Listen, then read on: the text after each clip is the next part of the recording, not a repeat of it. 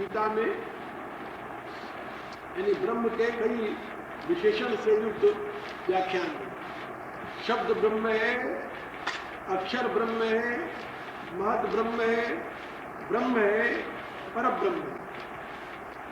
कितने रूप हो गए ब्रह्म के? पर ब्रह्म, अक्षर ब्रह्म। एक विद्वान ने तो पर ब्रह्म को दो भागों में विभाजित, परम ब्रह्म और पर ब्रह्म, तो दो विभाग। उनका परम ब्रह्म अलग है, पर ब्रह्म अलग है। पर ब्रह्म और परम ब्रह्म, ऐसा उन्होंने इसका जवाब दिया। तो पर ब्रह्म, परम ब्रह्म और अक्षर ब्रह्म, महद ब्रह्म, शब्द ब्रह्म और ब्रह्म,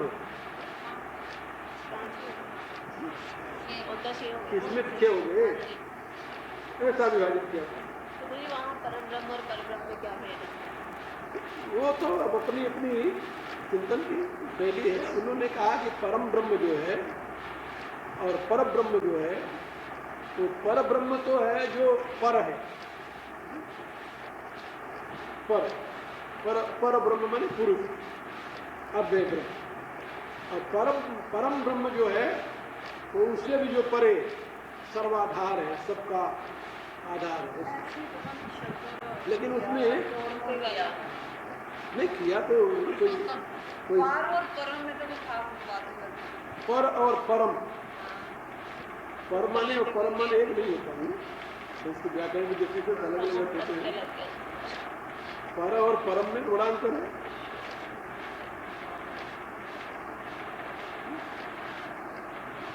जैसे परार्थ और परमार्थ, बड़ा अंतर है दोनों में। पर ब्रह्म और पर ब्रह्म में बड़ा अंतर है। अब ये दिखने वाला कोई सामान्य विद्वान नहीं है, तो भारत का मूर्धन्य विद्वान है। विद्वानों की राय कि 3000 वर्षों में कोई ऐसा हुआ ही नहीं विद्वान। तो इस कैटेगरी को क्या गिनोगे? परम और परम वो सारा उन्होंने विवेचन किया है। ये परब्रह्म है, ये परब्रह्म, ये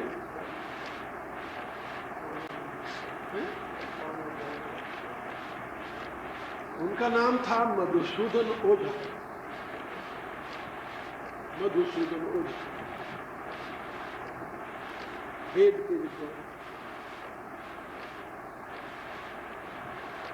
उनका गीता पर भाष्य, लेकिन वो भाष्य उनका बड़ा क्लिष्ट है। माने उन्होंने वैदिक भाषा में भाष्य किए, संस्कृत हिंदी में, संस्कृत। उनके शिष्य ने उनके भाष्य को यानी आगे हिंदी में व्याख्या की। मधुसूदन ओझा के शिष्य ने, उनका नाम था मोतीलाल शास्त्री, तो उन्होंने उसको हिंदी में व्याख्या की अपने गुरु के भाषा। और जो उन्होंने 200 पेज में लिखा है, 200 पेज में, उन्होंने 20,000 पेज में लिखा है। गुरु ने 200 पेज में गीता पर भाष्य लिखा और शिष्य ने उस 200 पेज की 20,000 में व्याख्या की। 20,000 पेज लिखा, 20,000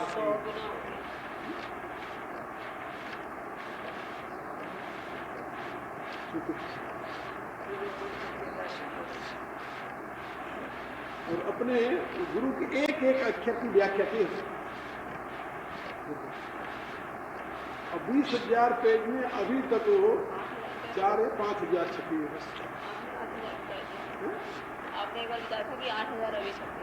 8,000 पेज अपने पास तो शायद 1,000-1,500 पेज हो।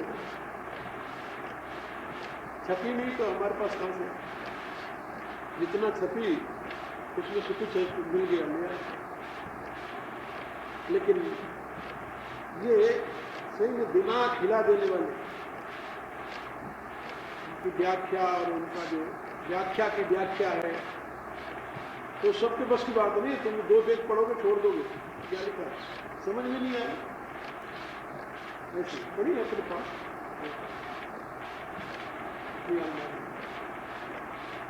अब तक जितने व्याख्याकार हुए गीता पर, जितनी भाष्य अपने पास कम से कम 20 से ज्यादा भाष्य होंगी गीता पर, ज्यादा ही होगी, 20 से नहीं ज्यादा होगी। 11 तो एक में है और 8-10 एक में है और 4-5 एक में है, बहुत है। वैसे अलग अलग तो सबकी अलग अलग है। तो इतनी व्याख्या होते हुए भी, लेकिन वो जो व्याख्या है वो अपने ढंग की, वो वैदिक व्याख्या। उन्होंने कोई पुराण का श्लोक कोट नहीं किया, पूरा वेद कोट किया सब। नहीं वेद गीता, आपके पास वेद गीता और भगवद गीता। तो वेद गीता तो भगवद गीता से है, राम भरोसे तो इसी बात को कुछ नहीं। किसका? उनका है विज्ञान भाष्य, गीता विज्ञान भाष्य। मिलते नहीं, बाजार में नहीं मिलते।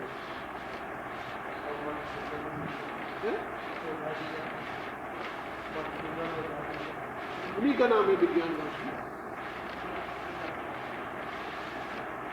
वो जो उनके शिष्य ने लिखा है वो भी विज्ञान भाष्य है, वो अलग अलग है। विज्ञान भाष्य कर्म योग, विज्ञान भाष्य बुद्धि योग, विज्ञान भाष्य अलग है। तो भारत में आज भी इतने दिमाग जिसे कहते हैं, इसकी कोई कमी नहीं।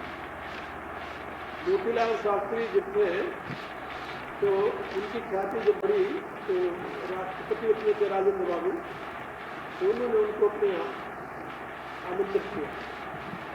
तो 7 दिन तक उन्होंने राष्ट्रपति भवन में व्याख्यान दिया। 9 दिन, 7 दिन 9 दिन 7 दिन राष्ट्रपति भवन में उन्होंने व्याख्यान दिया राजेंद्र बाबू के समय में।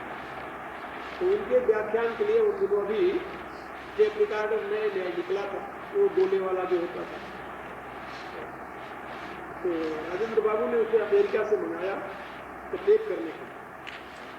तो उन्होंने 9 दिन तक 9 दिन का उनका व्याख्यान हुआ गीता पर। 9 दिन उन्होंने टेप किया, सारा टेप करके उन्होंने उसको किया। और जब आखिर हुआ तो उनकी विदाई करने लगे। तो उनकी विदाई वो टेप रिकॉर्डर में उनको विदाई होती है। उन्होंने कहा साहब ये आप लोगों के लिए, इसका दिमाग पूरा काम नहीं, हम से लेकर क्या करेंगे। जिसकी स्मृति इतनी कमजोर है उसके लिए बार बार इसको सुनना, हम इसका क्या करेंगे। तो हमारा इतना भरा हुआ है कभी निकालना मुश्किल हो रहा।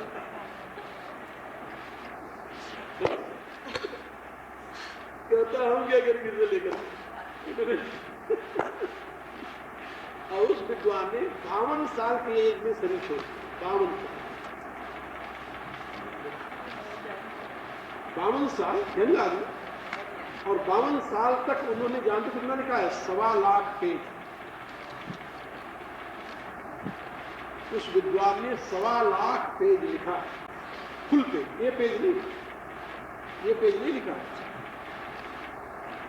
Full page.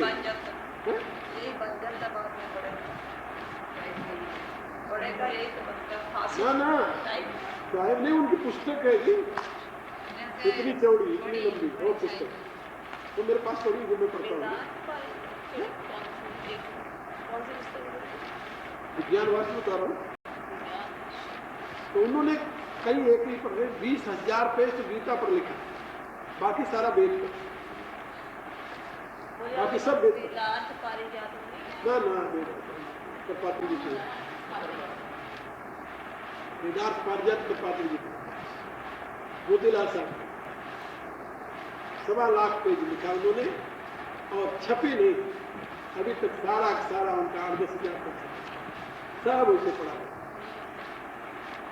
और उनके लड़के ने, लड़का बड़ा, उनका कोई शिष्य नहीं था। शिष्य तो कई है, सब अपने अपनी दुकान लेकर बैठ जाते हैं, कौन पूछते हैं। उनके शिष्य तो कई है, कई उनके शिष्य, तो थोड़ी 50 शिष्य उनके। तो ये सब अपनी अपनी लगाए हुए दुकान अपना काम करते हैं। तो देखो जो है बड़ा मुश्किल होता है। मैं आचार्य शंकर के जन्म स्थान पर गया, भगवान शंकराचार्य आदि, और वहां जाकर मुझे इतना दुख हुआ मैं कह नहीं सकता।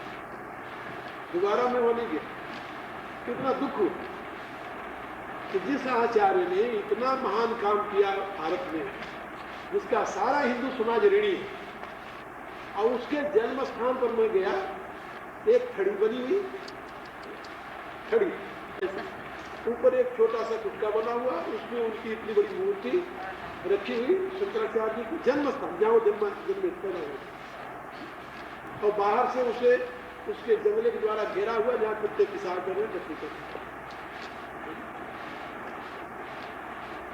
और मैं इतनी श्रद्धा लेकर गया था कि मैं जा रहा हूँ उनके घर में स्थान देख, वहाँ गया तो देखा तो खड़हर के बगल में बना हुआ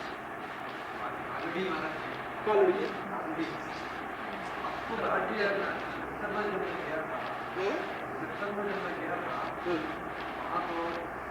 अपना दिया कुछ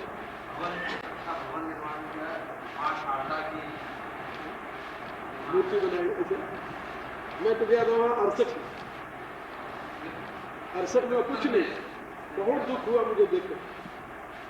इतना महाआचार्य भारत का गौरव, और उसके जन्म स्थान दिए दुर्गति, और उनके 4 मठ हैं, करोड़ों अरबों रुपया पड़ा हुआ मठों में, और उन मूर्खों को चेते नहीं हमारे आचार्य का ये कुछ करो।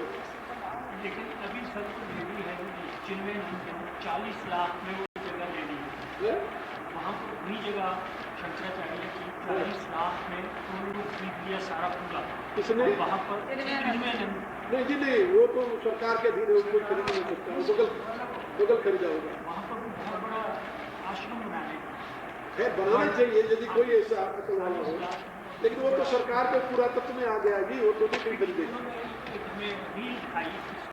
पुरानी भी और सभी अयोध्या में यहाँ तुलसीदास जी ने रामायण लिखना शुरू किया, बड़े बड़े मानस भवन बने हुए हैं लाखों रुपया लगाकर, और जहाँ उन्होंने रामायण लिखना शुरू किया था वहाँ इतना बड़ा चबूतरा था कच्चा सा, तुलसी का पौधा, हम लोग जाते तो सत्संग करते थे, तुलसी का पौधा है उस पर रखा हुआ खड़ा पर। वो तो बाद में अयोध्या में यहाँ तुलसी भवन बना हुआ है, मानस भवन बना हुआ है, तुलसी मानस भवन बना, उसके बगल में।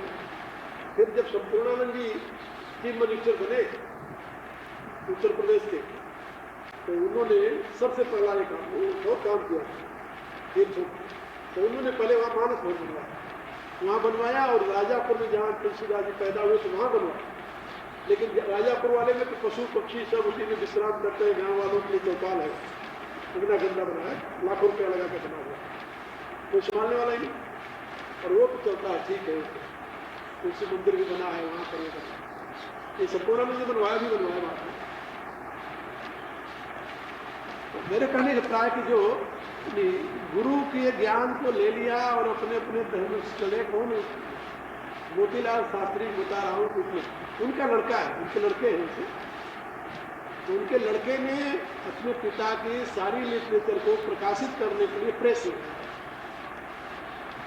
लगाया हुआ है, और बेचारा कोशिश कर रहा है, लेकिन वो पुस्तकें जब बिके तब ना आगे हो, बिकती ही नहीं, कोई लेता ही नहीं।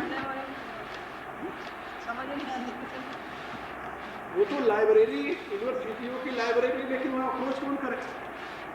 वो एक बार छाप करके मैं गया, देखा उसके वहाँ छापे खाने में, तो सारे दीमक खा रहे हैं, वेद के भाष्य पड़े हुए हैं, ब्राह्मण भाष्य पड़े हुए हैं, गीता भाष्य जो हम ले आए उस पर उपनिषद भाष्य एक तो मिला ही नहीं, 2 भागों में ईश्वर परिषद के ऊपर एक भाग मिला, वो भी आधा दीमक खाया हुआ और निकाल कर दिया कि ये भी खड़ा हुआ है, इसमें तो थोड़ा पक्का ये दे दो हमें, पूरा के ऊपर जल्द ही फटी है ना, क्या अंतर पड़ता है, उनका हमें चाहिए। तो उसने कहा कि आप ऐसे लोग इसकी कीमत जानते हैं, बाकी लोग कोई पूछता नहीं, पड़ी हुई नहीं, हम क्या करें, छापते हैं, कोई ले नहीं जाता, ये स्थिति।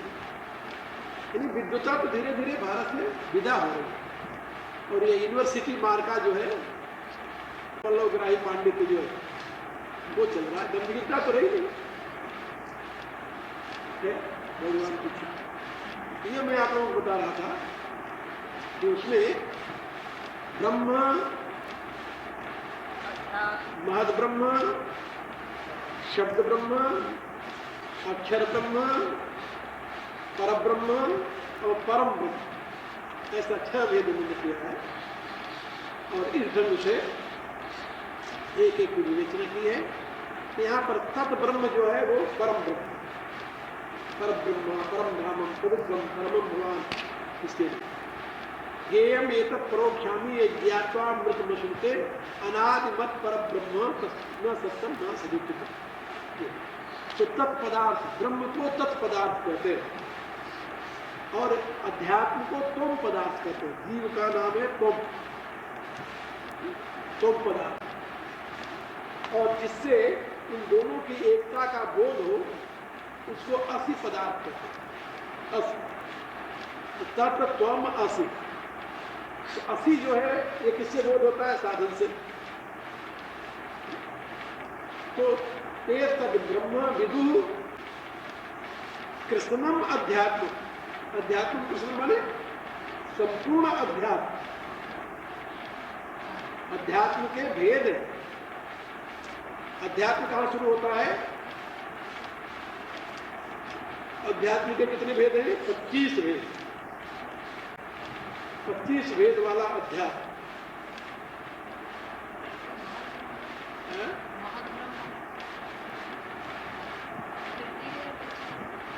24 भेद प्रकृति के हैं, महद ब्रह्म के और एक अक्षर ब्रह्म मिलाकर के 25 भेद हैं। अध्यात्म के 25 भेद।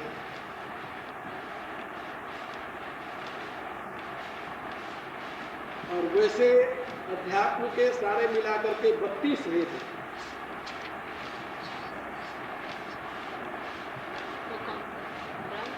और फिर उसमें भी और मिलाते हैं तो बन जाते हैं 42 भेद।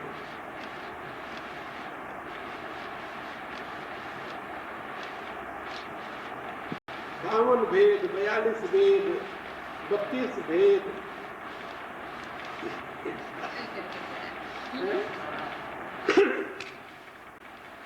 तो कहते कृष्णम अध्यात्म। कृष्ण माने संपूर्ण, संपूर्ण अध्यात्म को जानते। तो संपूर्ण अध्यात्म तो सारे हैं ना। तो सांख्य ने इसे 60 भेद बताया। कृष्णम अध्यात्म को उसने 60 भेदों में अभिव्यक्त किया। इसलिए उसने उस ग्रंथ का नाम पड़ा षष्ठी तंत्र। षष्ठी तंत्र माने 60 तत्वों की मीमांसा करने वाला, व्याख्या करने वाला शास्त्र षष्ठी तंत्र।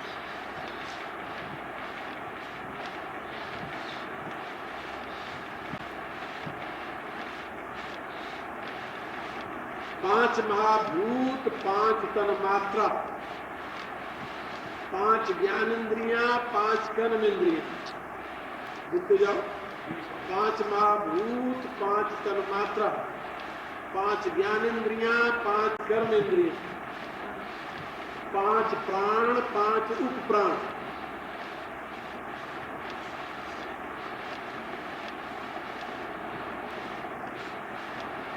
और मन, बुद्धि, अहंकार। बुद्धि के 8 धर्म।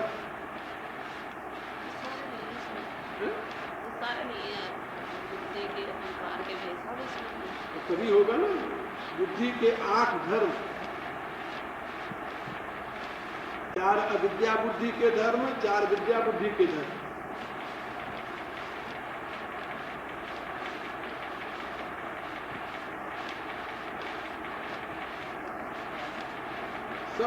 सबकी व्याख्या उसमें अष्टो प्रत्यय, षोडश विकारा, पंचपर्वा विद्या, जो आप उसको पढ़ा रहे थे। हाँ, सारा पढ़ा रहे थे।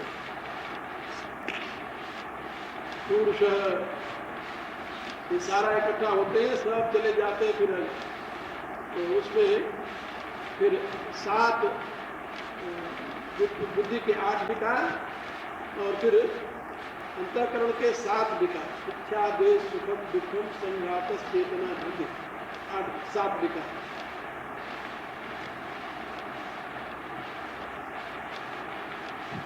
आठ विकार, 7 विकार, कहाँ तक पहुंच गए? 48 हो गए। 48 हो गए तो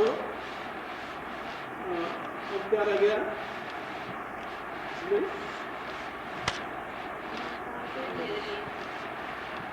महाभूतान अहंकारो बुद्धि अव्यक्त, अव्यक्त, एक अव्यक्त रह गया, 49 हो गया।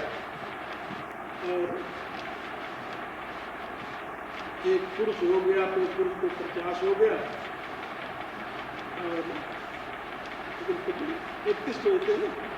महाभूतान अहंकारो बुद्धि अव्यक्त, इंद्रियाणि दशो पंचेन्द्र गोचरा, इच्छा, द्वेष, संघातस, चेतना, ये तो हो गए 31।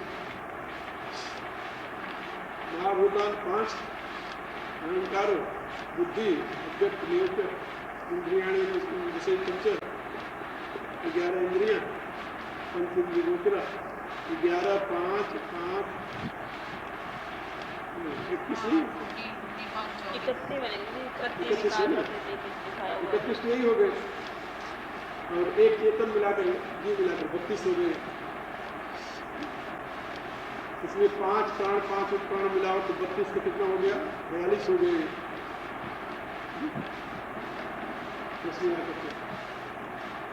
और फिर बुद्धि के 8 धर्म मिला दो तो 42 और 8 कितने हो गए? 50 हो गए। 7 विकार पहले आ रहे 42 हो गए। इसी प्रकार के अव्यक्त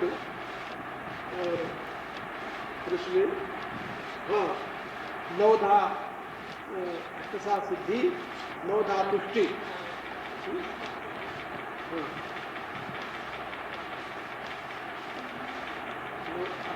सिद्धि, 9धा तुष्टि, और 14 विधा भूत स्वर्ग, 14 भूत स्वर्ग जो लोगों में परिणित है। ये पूरा इसमें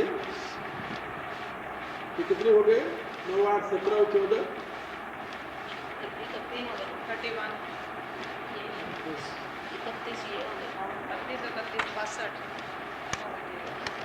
ये 7 बढ़ते चले जाते हैं जी। तो षष्ठी तंत्र में 60 तत्वों की व्याख्या की, 60।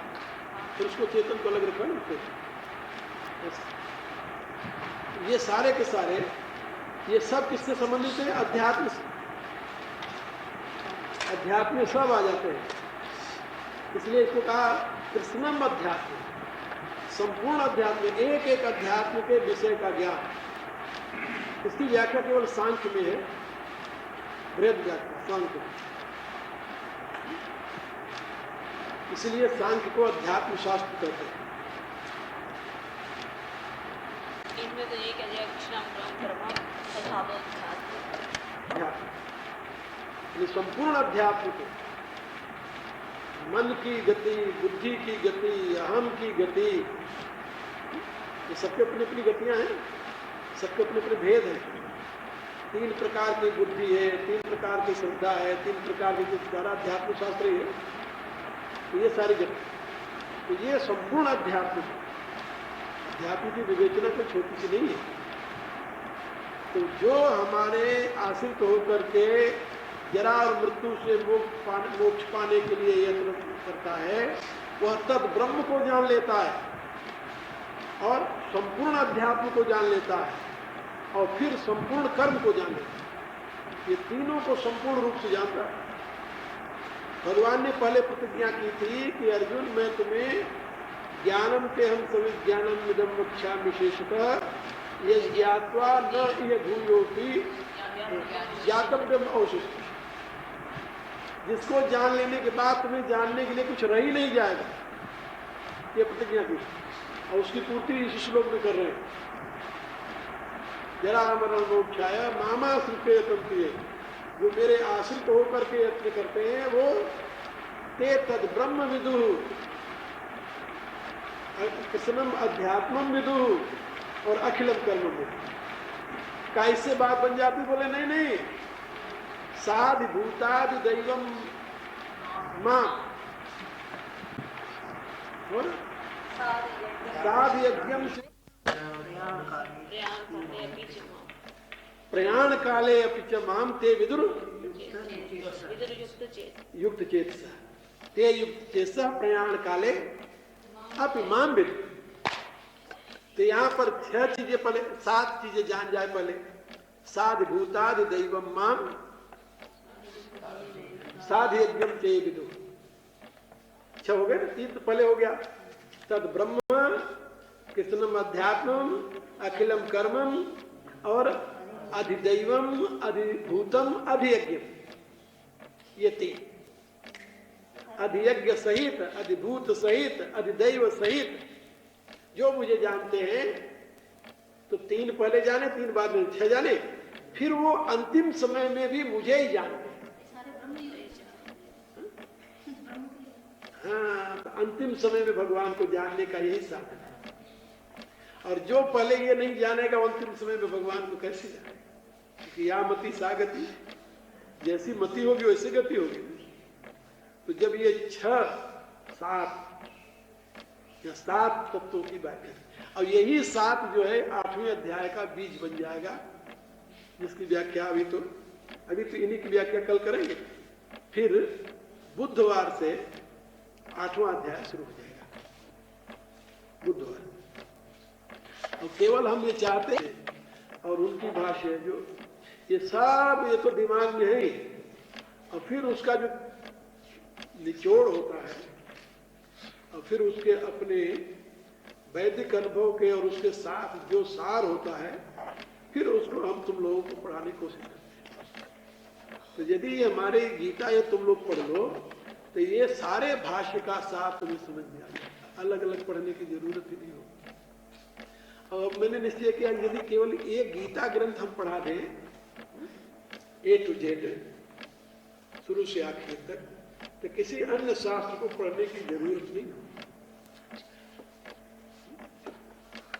और इसके लिए जितनी संस्कृत की जरूरत है, वो संस्कृत कोई बहुत कठिन नहीं है। उतनी संस्कृत तो मेरी राय है 3 महीने की मेहनत से आदमी प्राप्त कर सकता है। लगन हो, 3 महीना बहुत।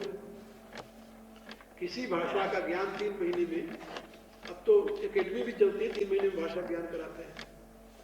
वो अंग्रेजी भाषा जिसका कोई अपने यहाँ लेना देना नहीं। वो स्वतस्वितुर्वरेण्यं भर्गो देवस्य धीमहि धियो यो नः प्रचोदयात्। ओम विश्वानदेव सवितुर्जुरितानि परात्परे रुद्रं चिन्यासुरः। सर्वे भवन्तु सुखिनः, सर्वे सन्तु निरामयाः, सर्वे भद्राणि पश्यन्तु मा कश्चित् दुःखभाग्। ओम पूर्णमदः पूर्णमिदं पूर्णात् पूर्णमुदच्यते पूर्णमेवावशिष्यते। ओम शांति।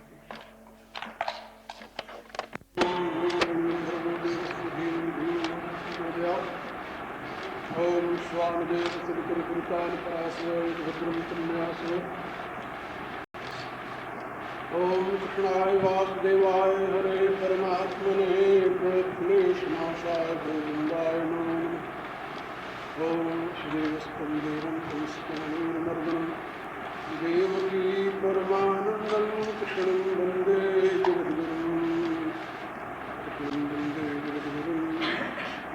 नारायणं नमस्कृत्य नरं चैव नरोत्तमं देवीं सरस्वतीं व्यासं ततो जयमुदीरे।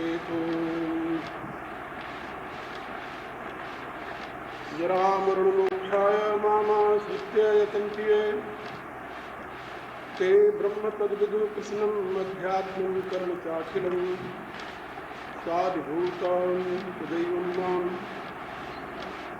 साधियज्ञं ते विदु प्रयाणकाले च मां ते विदुर्युक्तचेतसा।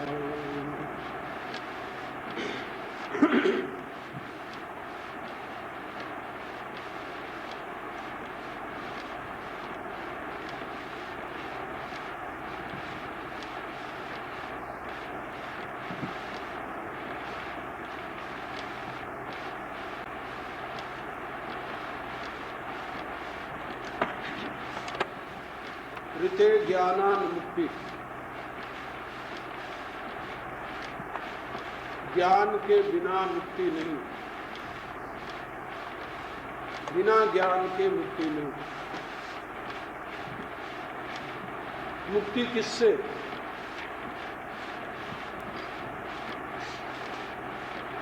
शारीरिक और मानसिक आसक्तियों से। आसक्ति के मूल दो आधार हैं, एक स्थूल और दूसरा सूक्ष्म।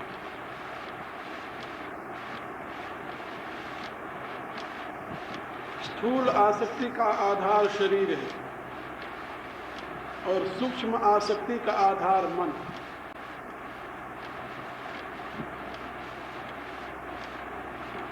कोई भी वस्तु जब अपनी यथार्थ स्थिति में न हो, उससे विपरीत हो जाए तो उसको दूषित हुआ करते हैं। और दूषण ही रोग है। ये रोग जो है, ये दोष है, दोष ही रोग है, ऐसा आयुर्वेद का सिद्धांत है। जो वस्तु जैसी है वैसी यदि नहीं है, उसमें किसी भी प्रकार की विकृति आ गई तो दूषित हो गई, वही दूसरा रोग है। तो दूषण ही रोग है और रोग ही दोष, ऐसा आयुर्वेद में बताया। इसीलिए आयुर्वेद के सिद्धांतानुसार वात, पित्त और कफ, इनका विकृत हो जाना रोग की उत्पत्ति में कारण होता है। विकृति माने दोष, त्रिदोष कहते हैं। आयुर्वेद के सिद्धांत में इसका नाम है त्रिदोष। त्रिदोष माने जो तत्व जिस स्थिति में रहने चाहिए वो अपने सहज स्थिति में नहीं। इसी रूप से दो प्रकार के रोग होते हैं, एक शारीरिक, दूसरा मानसिक। इनमें आसक्ति होती है। आसक्ति का आधार शरीर और मन, ये दो ही मूल रूप से माने जाते हैं। और इनकी आसक्ति ही रोग है और इस रोग से मुक्ति ही मोक्ष कहा जाता है। शरीर के बंधन से मुक्त हो जाए और मानसिक बंधन से मुक्त हो जाए। इसलिए आचार्यों ने कहा, मन एवं मनुष्याणाम कारणम बंध मोक्ष। मन ही मनुष्यों के बंधन और मुक्ति में कारण है। विषयों में आसक्त हो गया तो बंधन हो गया, विषयों से रहित हो गया तो मुक्ति हो गई। ये दो प्रकार के रोग, शारीरिक रोग और मानसिक रोग, यही पीड़ा पहुंचाते हैं। और गोस्वामी जी ने तो मानसिक रोग के लिए यहां तक कहा कि यही विधि सकल जीव जग रोगी। ये सारी दुनिया इसी रोग से पीड़ित है। शारीरिक रोग तो कुछ लोगों को मिलेगा, लेकिन मानसिक रोग से सारी दुनिया पीड़ित है। हर्ष, शोक, भय, प्रीति, वियोगी, ये मानसिक रोग चार रूपों में प्रकट होता है। हर्ष, शोक, भय और प्रीति, ये चार उसके लक्षण। जैसे शरीर में रोग होता है तो शरीर के रोग के लक्षण होते हैं। उन लक्षणों को देखकर शरीर का रोग अनुमान लगाया जाता है। ऐसे मानसिक रोग के चार लक्षण हैं: हर्ष, शोक, भय, प्रीति, वियोग। अब इन दोनों प्रकार के रोगों से युक्त होने पर ये जीवन नरक बना रहता है। शारीरिक रोग हुआ तब भी जीवन नरक है, मानसिक रोग हुआ तब भी जीवन नरक है। फिर दुनिया का जो रस है वह किसी भी अवस्था में अनुकूल नहीं लगता। तो दोनों प्रकार के रोग होते। इसके लिए भगवान ने दो शब्द का प्रयोग किया, जरा मरण मोक्षाय। ये जरा रूपी रोग जो है ये शरीर से संबंधित है, और मृत्यु रूपी रोग जो है मन से संबंधित है। ये रोग है, जरा भी रोग है और मृत्यु भी रोग है। तो जरा रूपी रोग किससे संबंधित है? शरीर से। और मृत्यु रूपी रोग किससे संबंधित है? मन से। ये जरा मरण मोक्ष है, और इन दोनों प्रकार के रोगों से मुक्त होने के लिए भगवान कहते हैं मामाश्रित्य मम आश्रित्य यतन्त ये। जो लोग इन दोनों प्रकार के रोगों से मुक्त होने के लिए मेरे आश्रित होकर के प्रयत्न करते हैं, मेरे आश्रित होकर के, ये दोनों प्रकार के रोग परमात्मा के आश्रित होने से ही जाते हैं। तुलसीदास जी ने जहां मानस रोग की व्याख्या की है वहां पर बताया कि मानस रोग कछुक में गाए हैं सबके, लख बिरले पाए। रोगी सभी हैं लेकिन कोई स्वीकार नहीं करता कि मुझे रोग हुआ। सभी रोगी है। जहां ये चार लक्षण हो वहां रोग है। हर्ष शोक भय प्रीति वियोग, ये रोग का लक्षण है। तुलसीदास जी कहते हैं सबके, लेकिन लख बिरले ही पाए। लेकिन इसको जान कोई कोई पाते, रोगी होते हुए भी कहते हम रोगी नहीं। एक बात और कहा कि ये रोग नाश कैसे होगा? ज्ञान से हो जाएगा रोग नाश। उन्होंने कहा नहीं, जाने ते छीजे कछ पापी नाश न पावे जन परिताप।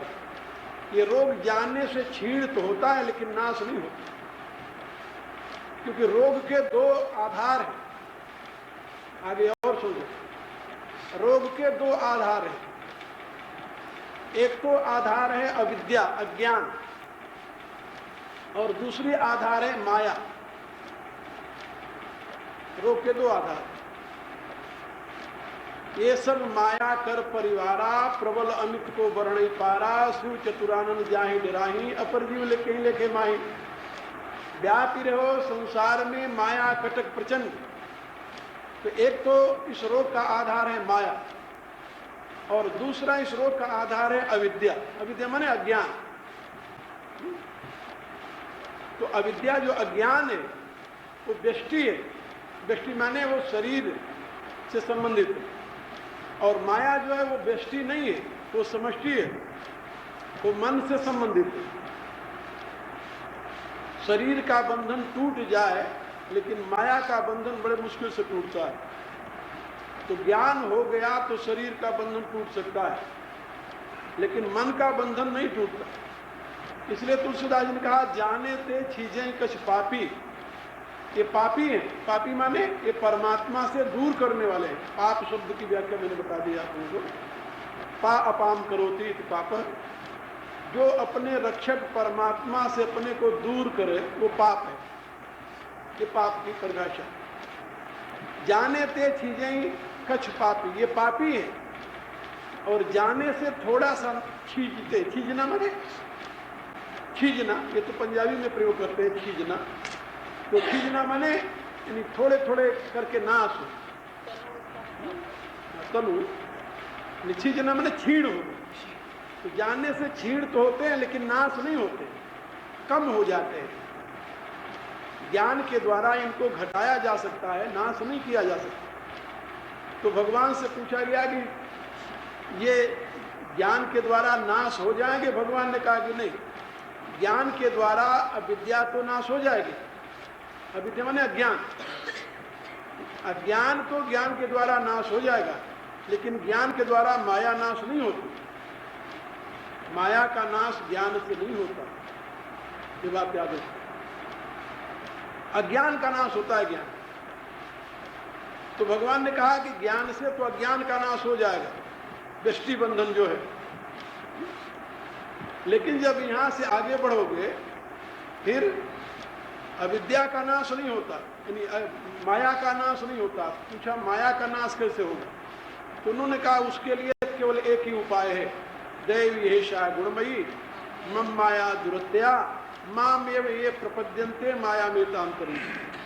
जो मेरी शरण में आ जाए वही माया से मुक्त हो सकता है। इसलिए तुलसीदास जी ने कहा कि ये ज्ञान से नहीं, ज्ञान से छीनते तो हैं, नाश नहीं होते।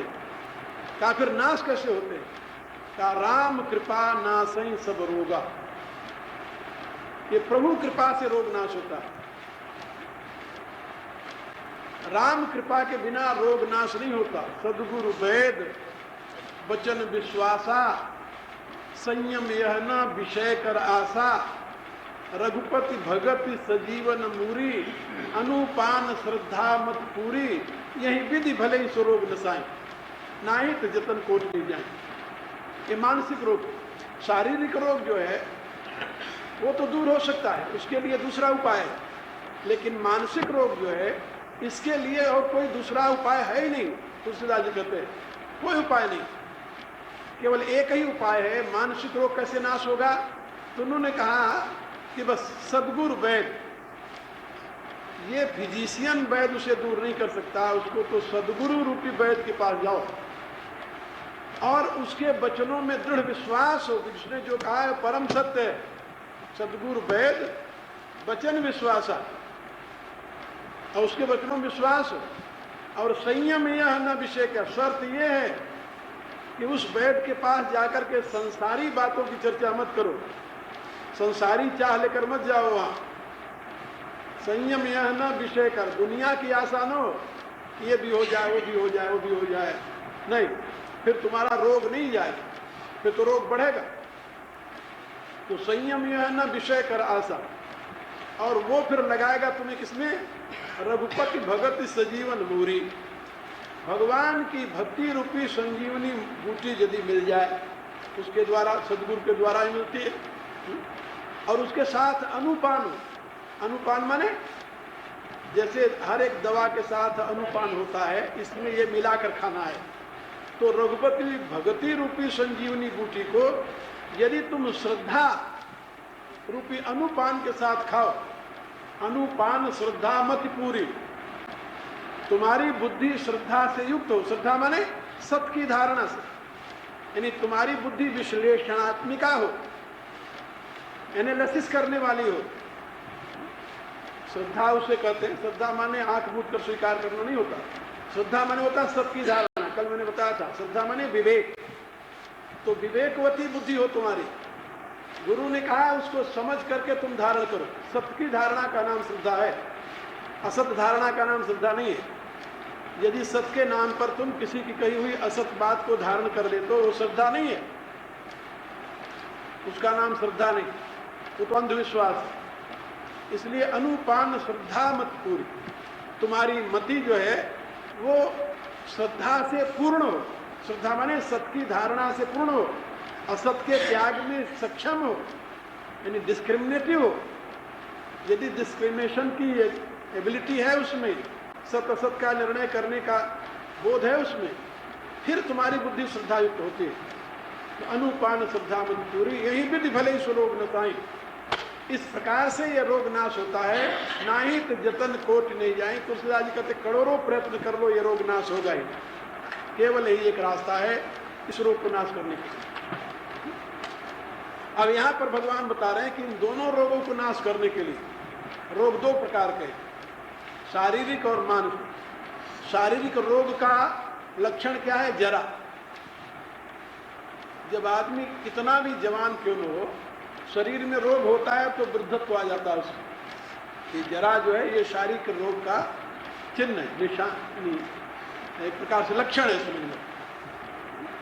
और मानसिक रोग का सबसे बड़ा जो भयंकर स्वरूप है क्या है? मृत्यु।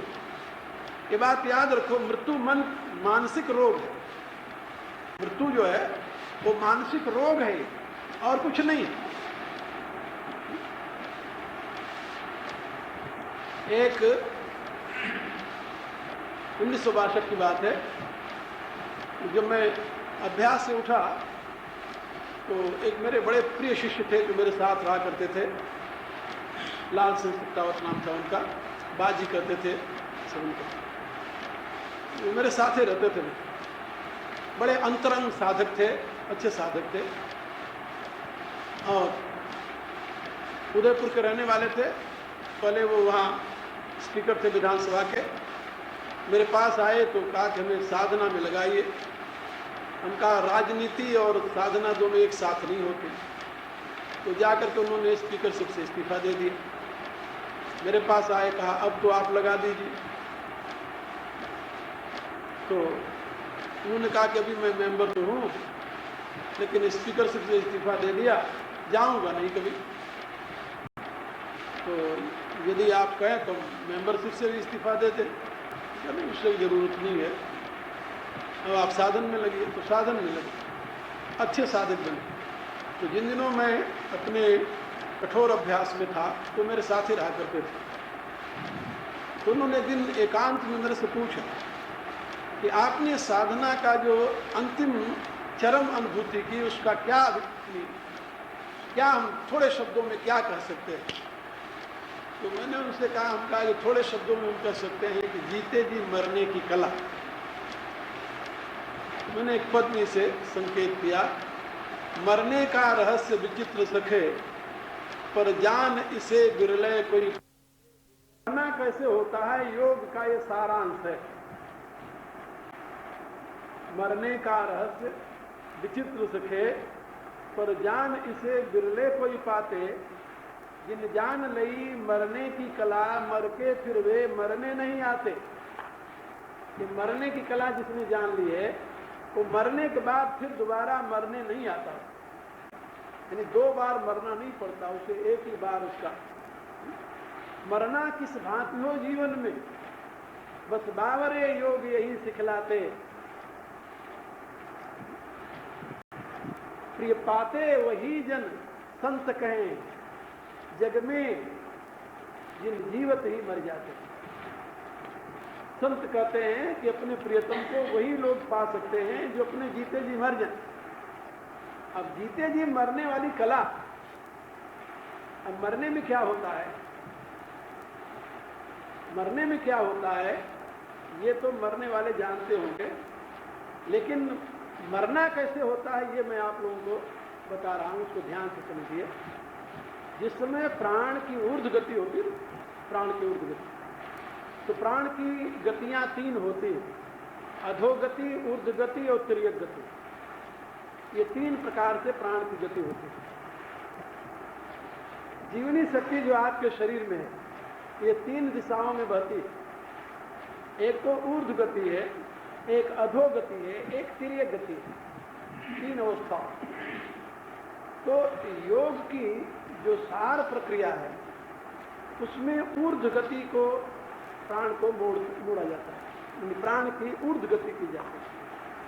ऊर्ध्व गति में प्राण की क्या होता है, तो ध्यान की अवस्था में ये अंगूठे से, आपके पांव के अंगूठे से यहां से प्राण की शक्ति आप देखते हैं और खिंचती चल रही, तलवे से होकर 16 स्थान है आपके शरीर, 16 स्थान, और ये क्रम से नीचे से चलती है।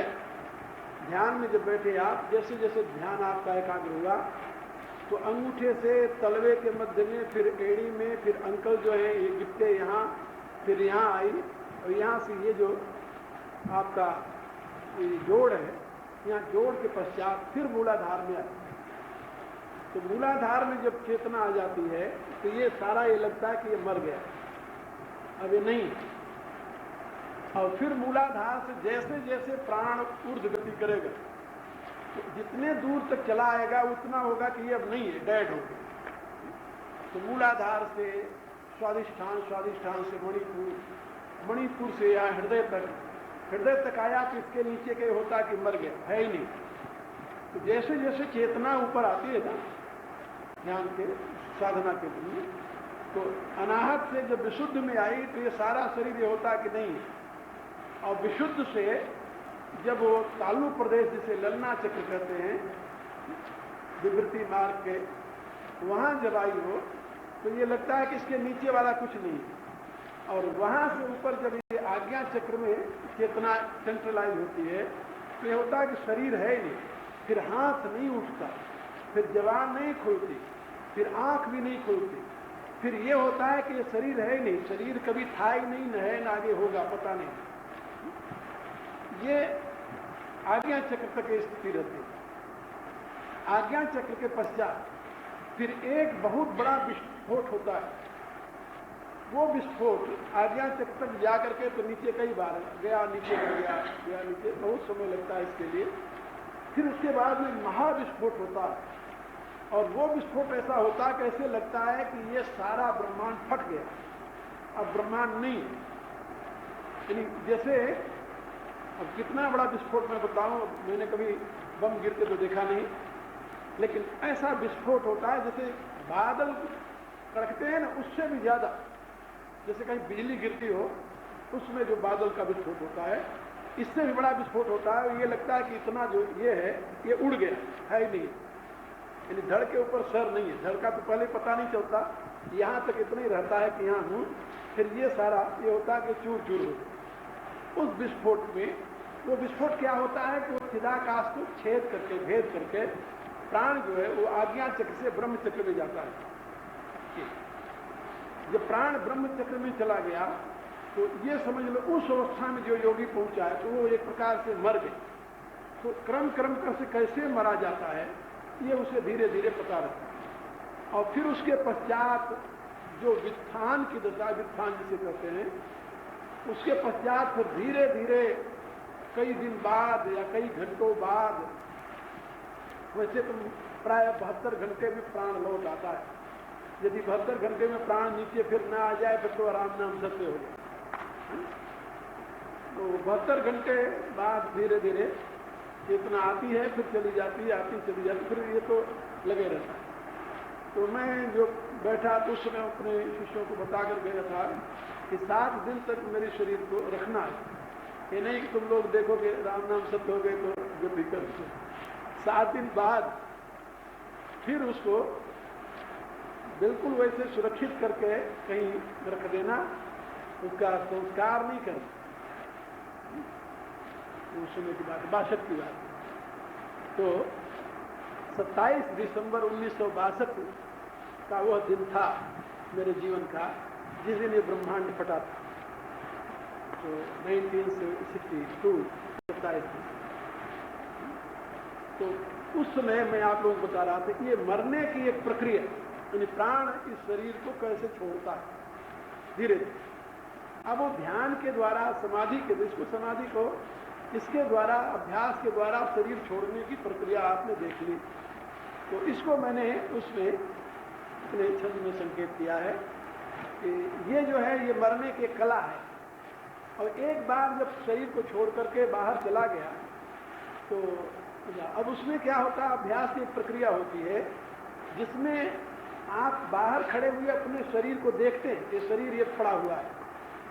इस शरीर से बाहर निकलते हैं, बाहर जाते हैं, बाहर से आते हैं, आते समय देखते हैं कि शरीर पड़ा हुआ है, आकर इसमें पुनः प्रवेश कर जाते हैं और फिर ये खत्म हो जाता है। ये इसको कहते हैं महाविद्या स्थिति। तो इसका अभ्यास किया जाता है, ये भी एक प्रकार की प्रक्रिया है। तो ये प्रक्रिया जो है ये बड़ी कठिन नहीं, ये सरल प्रक्रिया है। वो कठिन है जो पहले बताया, वो मरने वाली, तो बहुत कठिन प्रक्रिया है। और उसमें या तो 3 अवस्थाएं होती। अधिकांश योगी मैंने देखा विकृति हो गई, या तो पागल हो जाते हैं उस स्थिति में, कभी कभी नाड़ी है ना, नाड़ी जरा से इधर उधर हो गई बस खत्म, या फिर वो सिद्ध हो जाते हैं जैसे यदि होते हैं, और या बीच में वो राम नाम हो जाते हैं।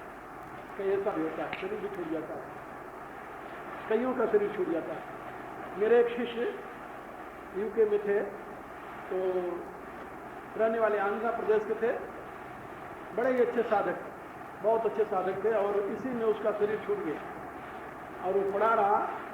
और 7 दिन तक उसको, उसके जो जाते थे से खोलते थे, देखते थे, तो बैठा हुआ था ऐसे, तो देखकर चले आते थे, बैठा ध्यान में, इसको जगह ध्यान में बैठा हुआ है।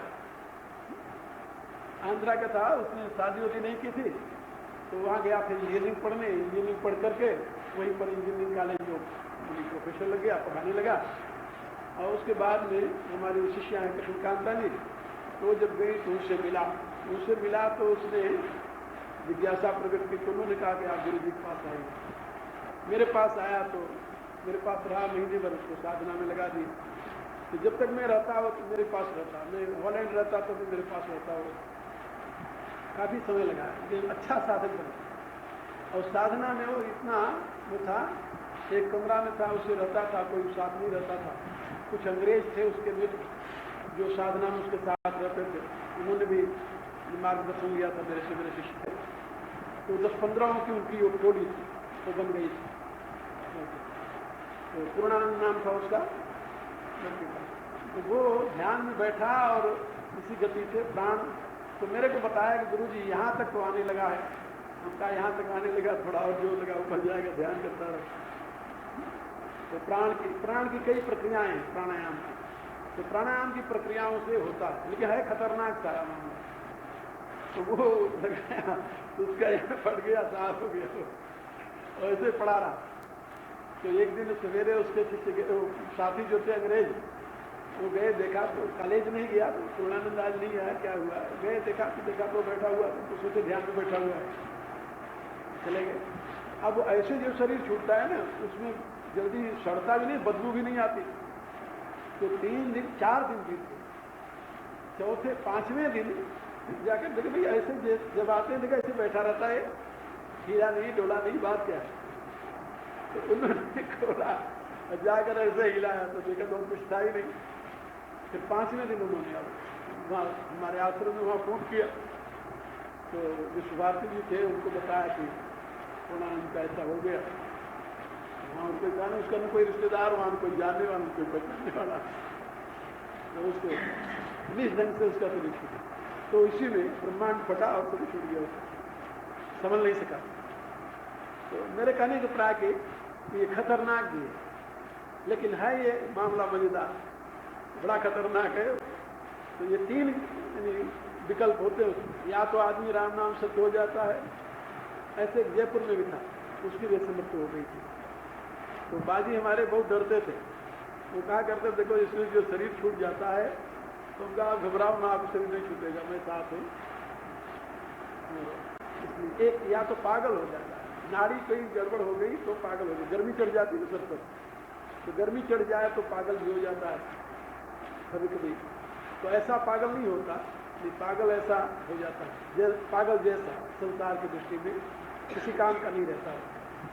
ऐसे कई योगी हमने देखा। और या तो फिर सही मायने में लोग प्रारब्ध की बात है, साधना की बात है। तो ये मृत्यु एक भय मात्र है, उसमें हानि कुछ नहीं होती। मृत्यु जो है, जो मृत्यु का भय है, ये मानसिक रोग, इसमें कोई हानि होने वाली वस्तु नहीं है।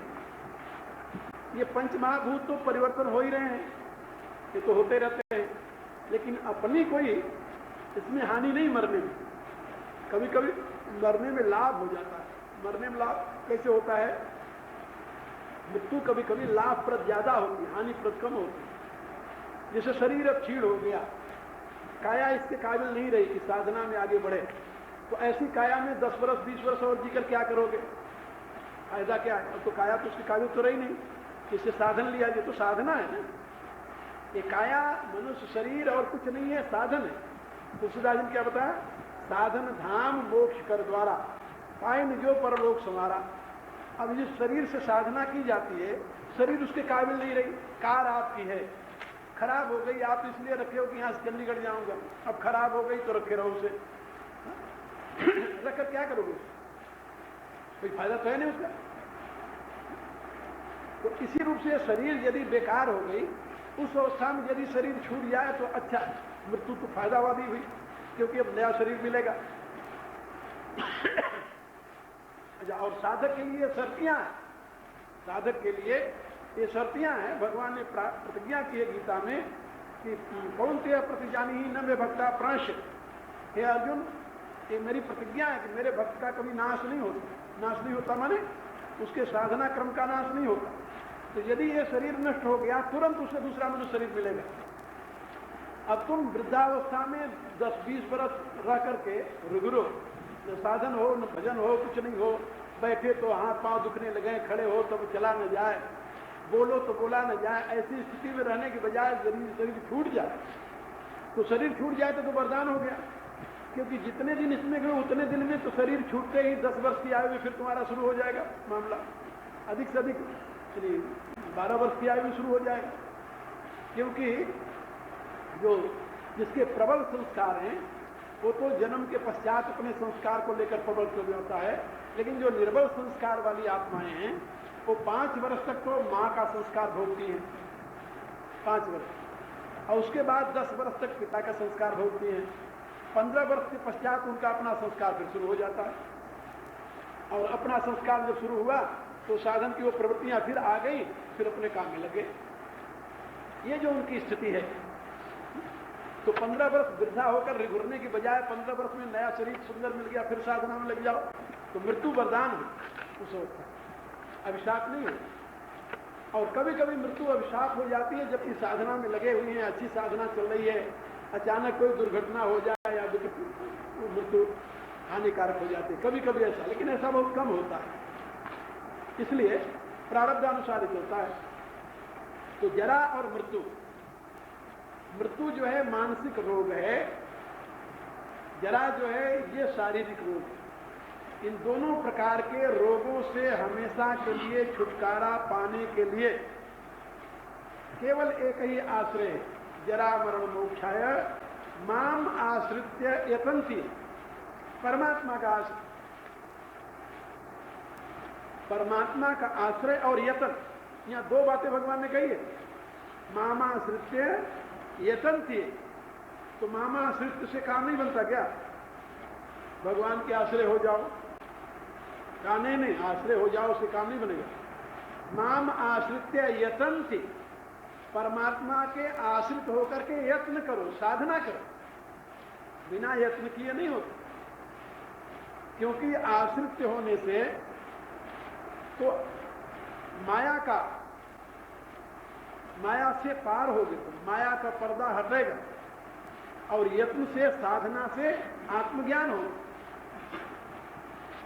ज्ञान दीपेन भास्वता, भगवान ने गीता के 25वें अध्याय में बात, और इसी बात को एशाम तु अंतगतम पापम जनानाम पुण्य कर्मणाम जो पहले बताया। तो मामाश्रित्य यतन्ति, भगवान के आश्रित होकर के यत्न करो, साधना बिना किए बात बनेगी नहीं। कहा कि यदि साधना न करें, भगवान के आश्रित ही रहें तो क्या? कहा फिर तुम आश्रित हो, इसका प्रमाण क्या है? फिर वो आश्रित तुम्हारा प्रमाद भी हो सकता है, तुम्हारी मजबूरी भी हो सकती है, तुम्हारी कमजोरी भी हो सकती है, तुम्हारा आडंबर भी हो सकता है, दंभ भी हो सकता है, पाखंड भी हो सकता है, सब कुछ हो सकता है। भगवान के नाम पर क्या नहीं किया जाता? इसलिए माम आश्रित, मेरे आश्रित होकर के यतन्ति, यतन्ति माने साधना करते। यतंत्र का अभिप्राय होता है तत्र स्थितो यत्नो अभ्यास, यतन्ति माने अभ्यास करना। यतंतो योगिनश्चैनम पश्चिन दात्मनि 15वें अध्याय। तो यतन करने वाले योगी ही आत्मा को देखते हैं।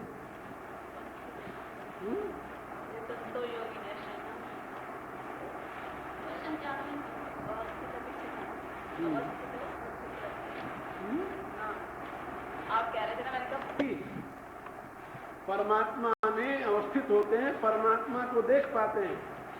जो यत्न नहीं करते, यत्न करने वाला योगी हो ही नहीं सकता। तो भगवान की यहाँ 2 शर्तें हैं, माम आश्रित्य और यतन्ति।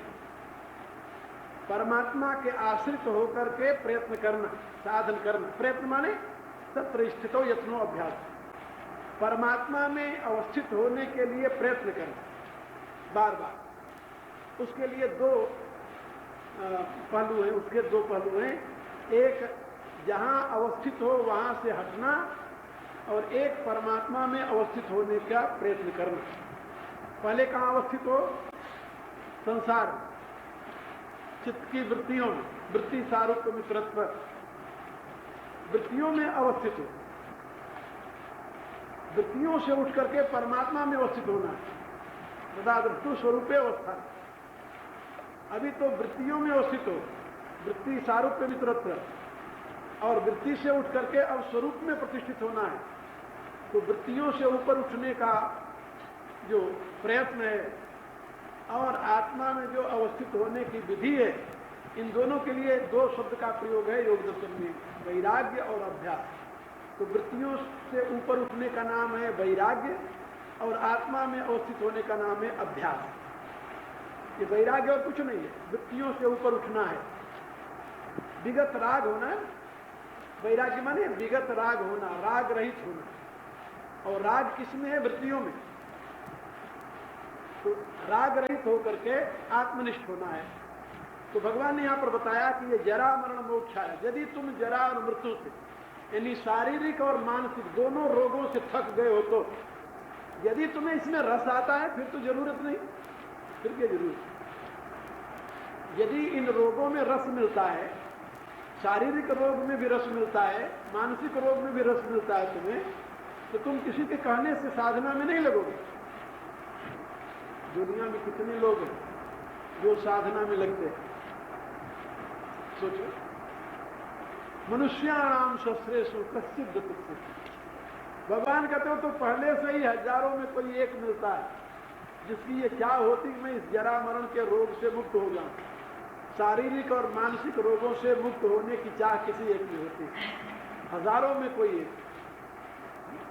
85 करोड़ की आबादी, इसमें कितने निकलते हैं? जिज्ञासा। ये तो देश की अपनी बात बता रहा हूं, जो अध्यात्म का क्षेत्र है। और उन विदेशों के वर्णन क्या है जहां अध्यात्म केवल अभी अनुसंधान का विषय बना हुआ है, इसमें कुछ है भी कि ऐसे अपन मर रहे हैं।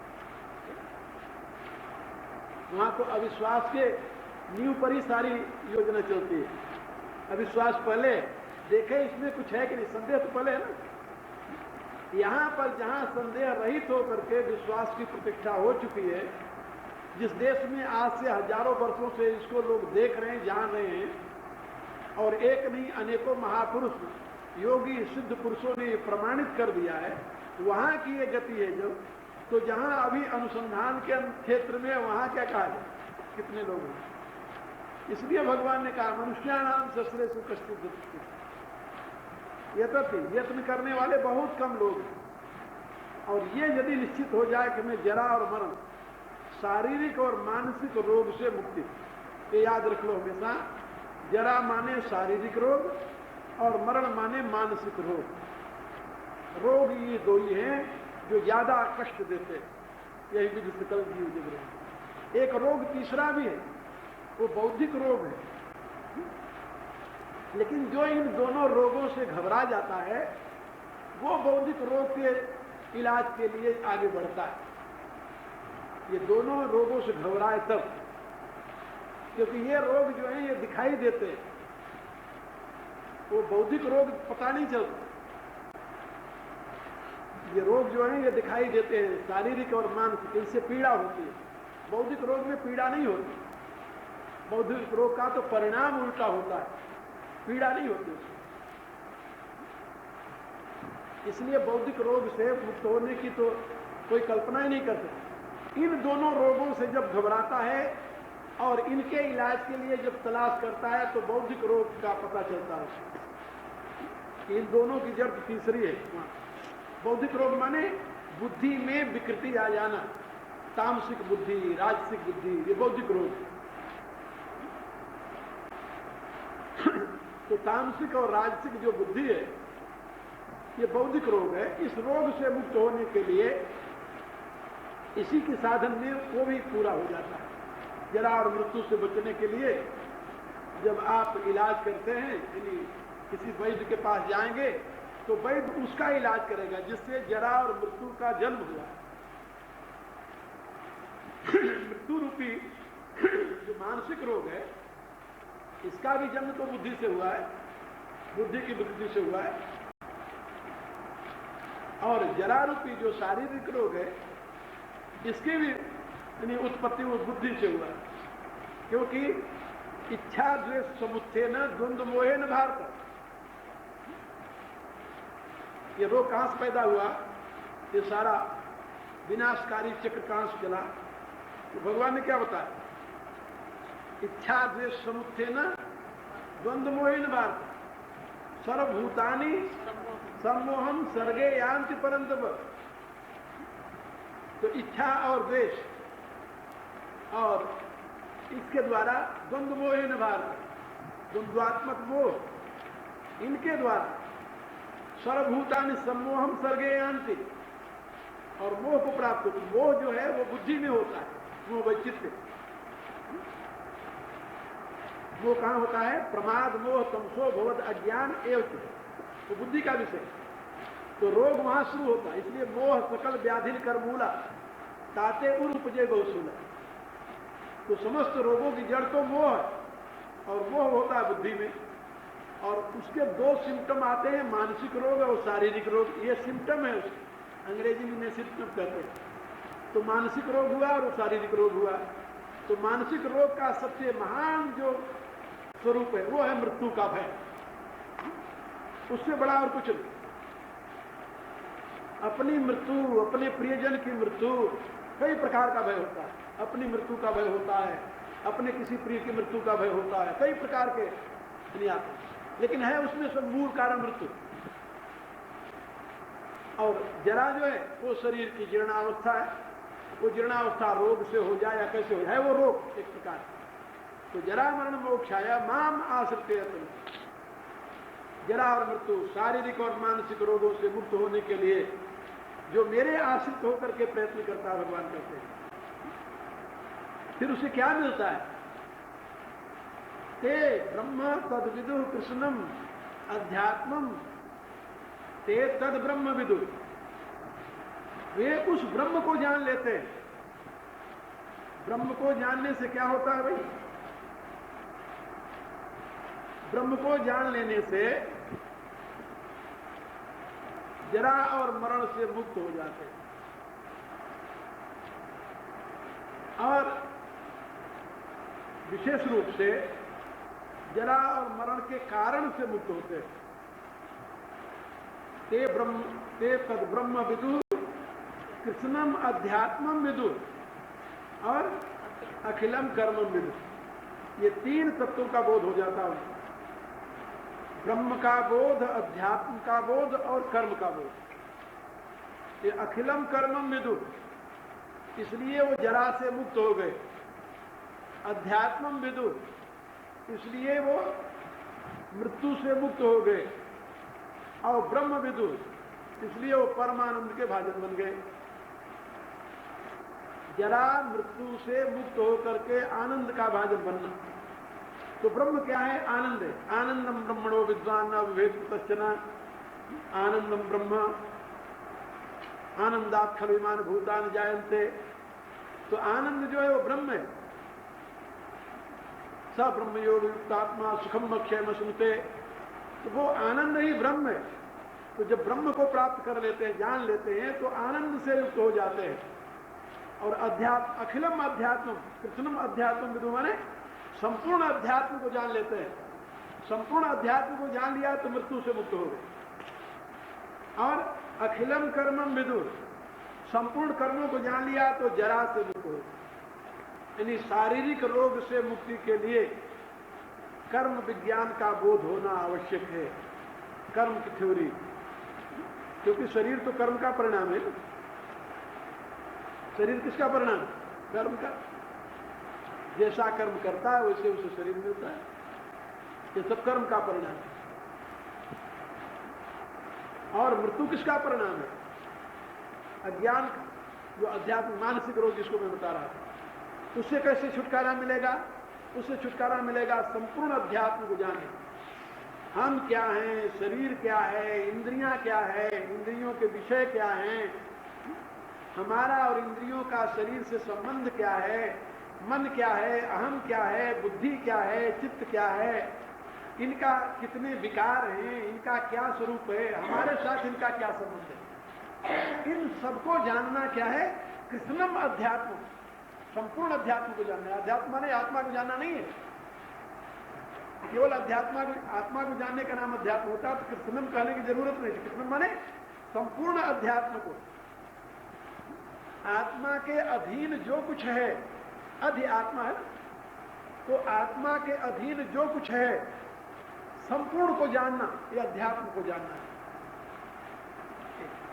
और कर्म को जानना, अखिलम कर्म। अखिलम कर्म माने कर्म के तीन भेद हैं। कौन कौन से? है? कर्म के तीन, एक तो कर्म का अपना भेद है, इष्ट, अनिष्ट और मिश्रित, और दूसरा तीन भेद है, प्रारब्ध कर्म, क्रियमाण कर्म और संचित कर्म। तो संचित कर्म क्या है, क्रियमाण कर्म क्या है, प्रारब्ध कर्म क्या है?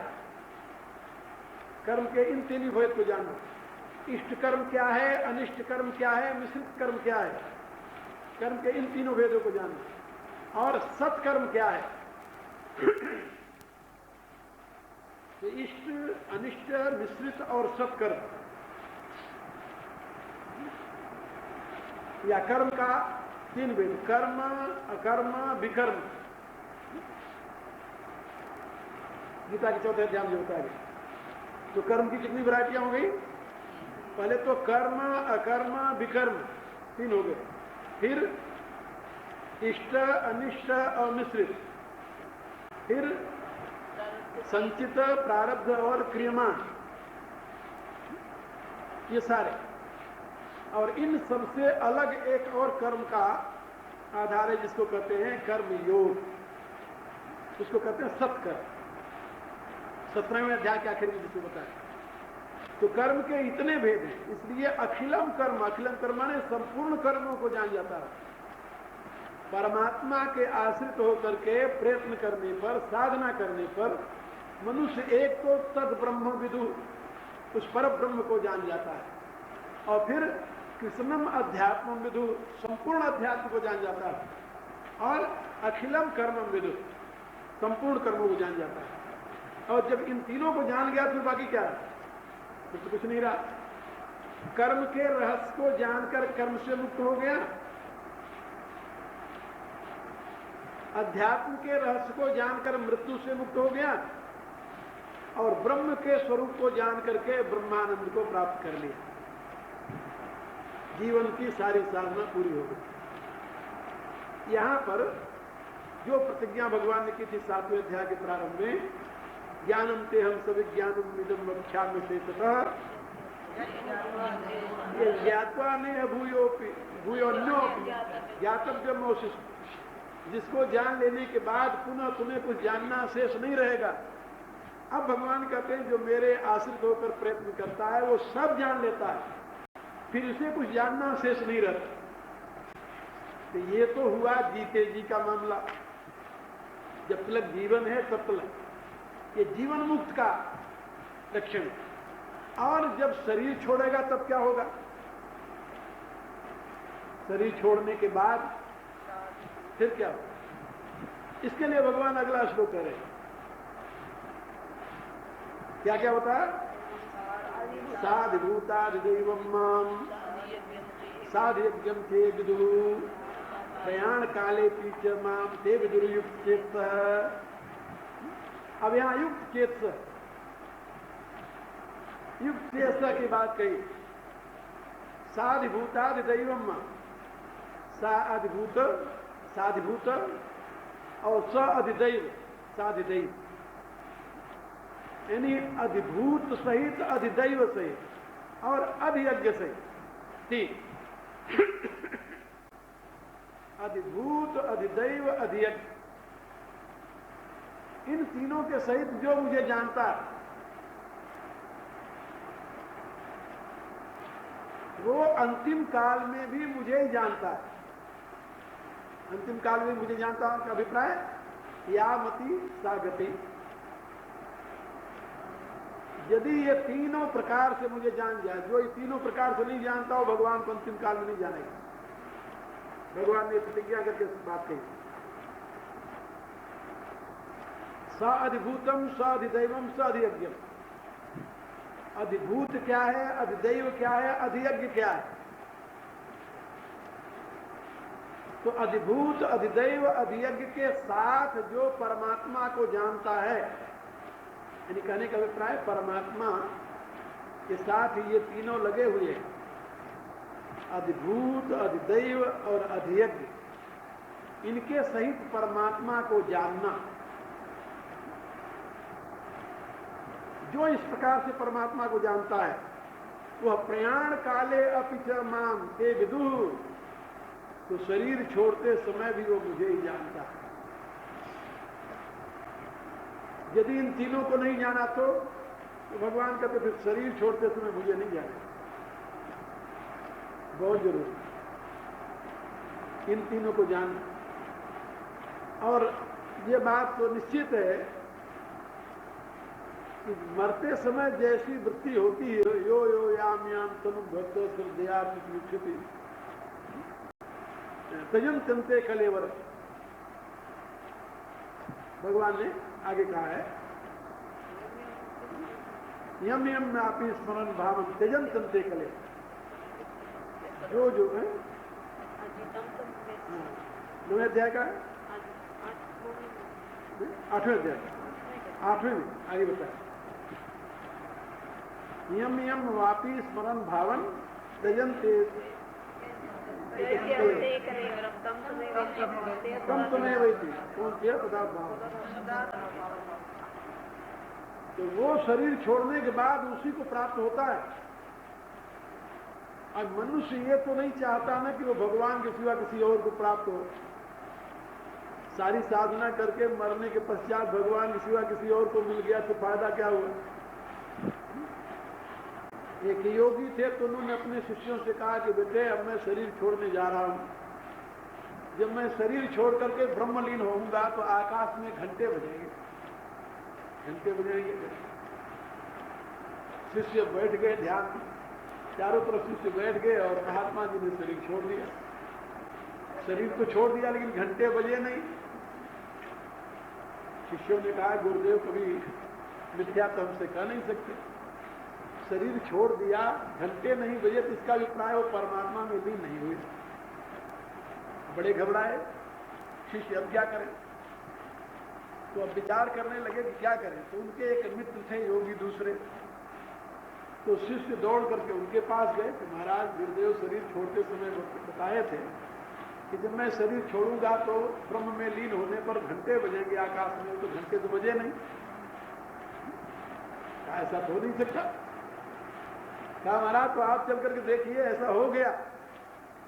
तो योगी जी आए, उनके मित्र जो थे, देखा तो सही में शरीर छोड़ दिया था, आसन बैठे थे, ब्रह्मचर्य पड़ गया था और ये सब हो गया, घंटे नहीं बजे। गुरु योगी जी देखने लगे, अगल बगल देखे तो देखे तो सामने एक बैर का पेड़ था। बैर होती, बैर तो आप लोग जानते हो, बैर का पेड़ था सामने। और उस बैर में, पेड़ में इतनी बड़ी बैर लगी थी, बहुत सुंदर लाल लाल पीली पीली बैर होती पकी हुई, तो पीली पीली लाल लाल बैर उसमें लगी थी। योगी ने देखा, वहां सारा एंगल देखा, कहा उस एक हिस्से कहा कि चले जाओ, वो बैर तोड़ के ले आओ।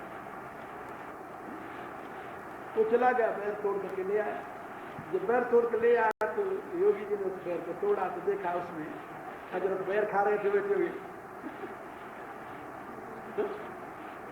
तो उन्होंने उसे दबा दिया, उसे भी छूट गया, मर गया। कीड़ा जब कीड़ा मरा तो आकाश में घंटे बजने लगे, धर धर। शिष्यों ने कहा महाराज ये रहस्य क्या है। कहा रहस्य कुछ नहीं। कहा जब वो बैठा ध्यान करके शरीर छोड़ने के लिए तो उसकी दृष्टि बैर पर चली गई। अरे बैर पर चली गई तो मंगा के खा लेता भले आदमी, लेकिन बैर पर तो चली गई। बैर अच्छा लगा उसे, शरीर छोड़ा तो जाकर बैर में घुस गया, बैर खाने लगा। क्योंकि यहाँ मती से आगे थी, जहां मती थी वहीं जाना था। वो बैर खा रहा। कहा तुम्हारा इनकी गति होती नहीं। कहा जब होता है बैर का कीड़ा मरता तो गति होती, क्योंकि आगे तो कोई वासना होती थी, वासना खत्म थी। एक ही वासना मरते समय आ गई। जब ये कीड़ा मरता तो गति होती है, कब कीड़ा मरता तो कब गति होती उसकी। इसलिए उसको उठाया, मार दिया, गति हो गई। मेरे कहने का क्या है कि या मति सा गति, जैसी मति होती है वैसी गति मिलती है। मरते समय परमात्मा ही ध्यान में रहे, ये गति फिर परमात्मा को प्राप्त होता है आदमी। मामे एवं शशि असंशय, भगवान ने कहा कि यदि तू मेरे आश्रित होकर साधना करेगा तो मेरे में ही निवास करेगा। असंशयम मामे वैश्य, माँ एव एष्यसि असंशय, ये संशय रहित बात है कि तू मेरे में निवास करेगा। और परमात्मा में निवास करना माने परमात्मा में लीन होने के लिए ये सारी प्रयत्न मृत्यु और जरा के दोष से शारीरिक और मानसिक रोग दोबारा न सतावे जिंदगी को, इसके लिए सारे प्रयत्न किए जाते हैं। तो भगवान कहते हैं इसकी पूर्ति तब होगी जब साधिभूताधिदैव मां, अधिभूत के सहित, अधिदैव के सहित, अधियज्ञ के सहित तो मुझे जाना। ये विदु इन तीनों के सहित जो मुझे जानता है, अधिभूत सहित भगवान को जानना, अधिदैव सहित भगवान को जानना, अधियज्ञ सहित भगवान को जानना, परमात्मा को जानना। ये तीन बात। इसको ऐसे आप समझ लो कि अधिभूत जो है वो क्षर भाव, क्षर भाव सारा अधिभूत। अधिदैव जो है वो अक्षर भाव है, अक्षर भाव अधिदैव। और अधियज्ञ जो है वो अव्यय भाव है, यज्ञो विष्णु। और इससे युक्त जो परब्रह्म परमात्मा है उसको जो जानेगा वही तो शरीर छोड़ने के बाद परमात्मा में लीन होगा। यहां पर भगवान बता रहे हैं प्रयाण काले पी प्रयाण काले अपिचमाम हे विदु, वही शरीर छोड़ने के समय मुझे ये प्रयाण काले का बड़ा भयंकर दृश्य, प्रयाण काले का शरीर छोड़ने का, शरीर छोड़ते समय इसमें तीन बातें हमेशा याद रखनी होती हैं। शरीर छोड़ते समय एक तो प्रिय का वियोग होता है, प्रिय का वियोग, और उस वियोग की पीड़ा होती है क्योंकि ये रहता है कि अब इनसे दोबारा मिलना नहीं होगा। जिन प्रियजनों का वियोग होता है ये निश्चित होता है कि अब दोबारा इनसे मिलना नहीं होगा, और दोबारा मिलना होता भी है तो उस रूप में नहीं होता, इसलिए पता ही नहीं चलता। तो अब ये प्रिय वियोग जो कहते हैं एक, और दूसरा अप्रिय का योग। तो जो लोग तो शरीर साधना के बाद छोड़ते हैं उनके लिए तो यमराज के दूत दिखाई नहीं देते, लेकिन जो असाधन अवस्था में शरीर छोड़ रहे हैं उनके सामने तो यमराज के दूत दिखाई देते हैं, जिससे भयभीत है। पता नहीं ये क्या करेंगे, पता नहीं ये कहां ले जाएंगे। यमराज के दूत सामने दिखाई देते हैं जो अपने कर्मानुसार प्रवाह में बने, और ये होता है कि पता नहीं ये कहां ले जाएंगे, ये अज्ञात है। तो प्रिय वियोग की पीड़ा एक, दूसरा अप्रिय का समागम, और तीसरा अज्ञात भय। क्या हो? तीन बात, और तीनों इतनी भयानक है, तीनों इतनी भयानक है जिसकी व्यथा कही नहीं जा सकती। यदि ये निश्चय हो जाए कि अब इनसे हम कभी नहीं मिलेंगे, कितना दुख होगा जरा कल्पना कीजिए। प्रिय के वियोग की पीड़, और अनएक्सपेक्टेड जिसकी कभी आप कल्पना नहीं किए, ऐसा भयानक रूपधारी यमराज के दूत आपके सामने दिखाई दे रहे हैं। ये अप्रिय का वियोग है, और वो लेकर कहां जाएंगे अज्ञात है, अननोन स्थिति, ये अज्ञात है। ये तीन प्रकार की पीड़ा मृत्यु की अवस्था में व्यक्ति को होती है, और इन तीनों प्रकार की पीड़ाओं से मुक्त होता है वह जो मरते समय जिसको इसका भय नहीं है, प्रियजनों के वियोग की उसे चिंता नहीं है क्योंकि वियोग तो पहले किया हुआ है, प्रियजन कोई उसकी दृष्टि में है ही नहीं। जो उसको प्रियजन मान रहे वो रोते रहे, उसको क्या लेने देना। ये तो आप लोग सरल उपाय, संतों ने एक उदाहरण दिया है, उसमें एक लड़की वह जो अभी अबोध है और माँ बाप ने उसकी शादी कर दी, शादी करके उसको डोली में बैठाकर विदा कर दिया।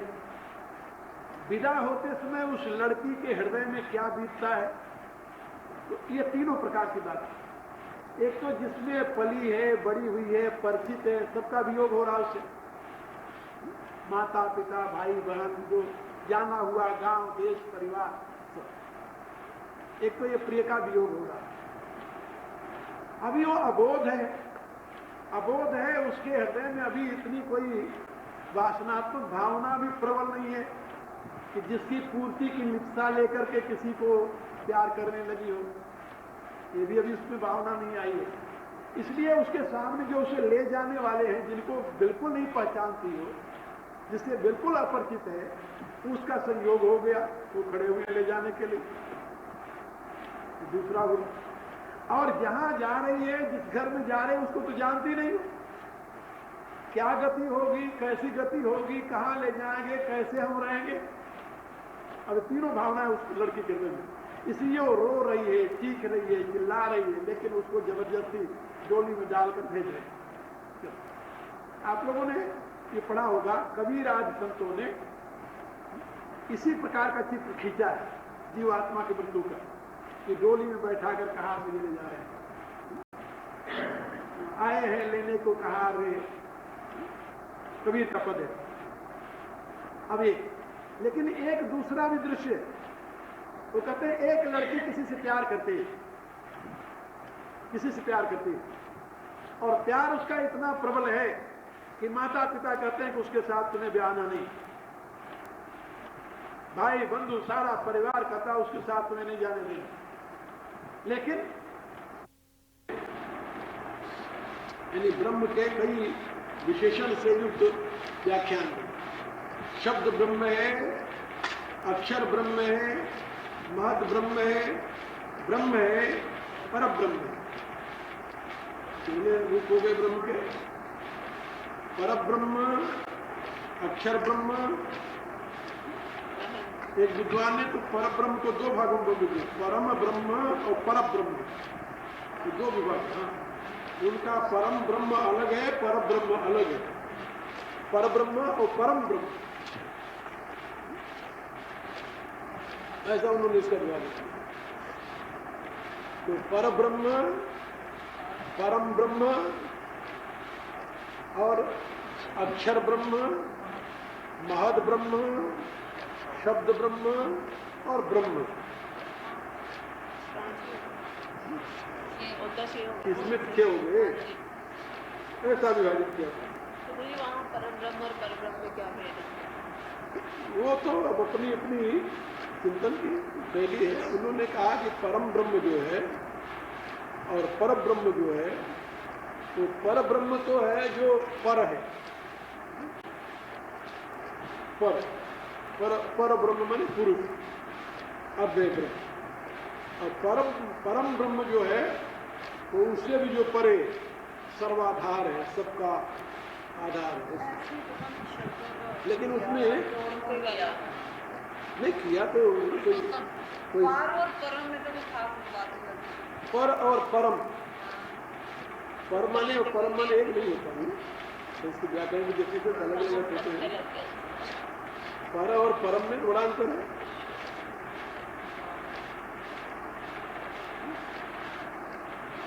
जैसे परार्थ और परमार्थ, बड़ा अंतर है दोनों में। पर ब्रह्म और पर ब्रह्म में बड़ा अंतर है। अब ये दिखने वाला कोई सामान्य विद्वान नहीं है, तो भारत का मूर्धन्य विद्वान है। विद्वानों की राय कि 3000 वर्षों में कोई ऐसा हुआ ही नहीं विद्वान। तो इस कैटेगरी को क्या गिनोगे? परम और परम, वो सारा उन्होंने विवेचन किया है। ये परब्रह्म है, ये परम ब्रह्म, ये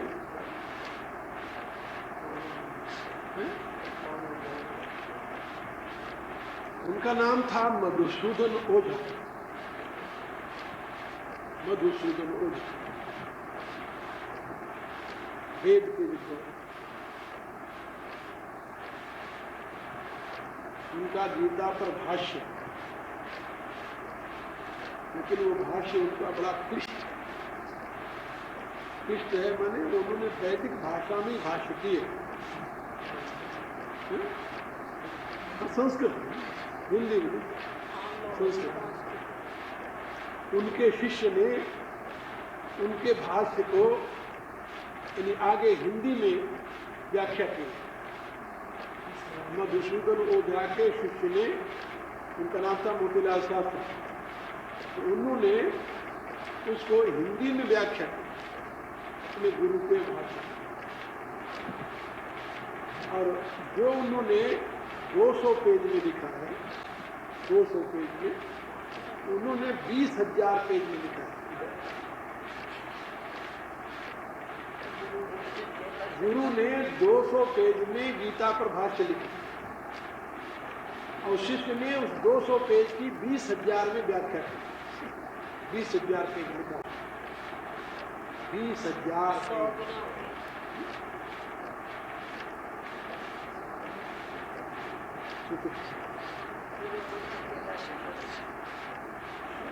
और अपने गुरु के एक एक अक्षर की व्याख्या की है।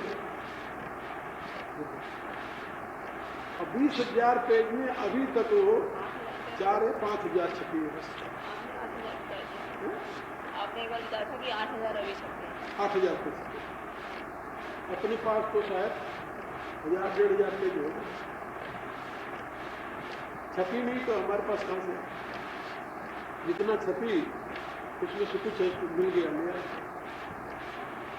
लेकिन ये सही में दिमाग हिला देने वाले उनकी व्याख्या और उनका जो व्याख्या की व्याख्या है, तो सबके बस की बात नहीं। तुम 2 पेज पढ़ोगे छोड़ दोगे, क्या लिखा है समझ में नहीं आया, ऐसे पढ़ी अपने पास।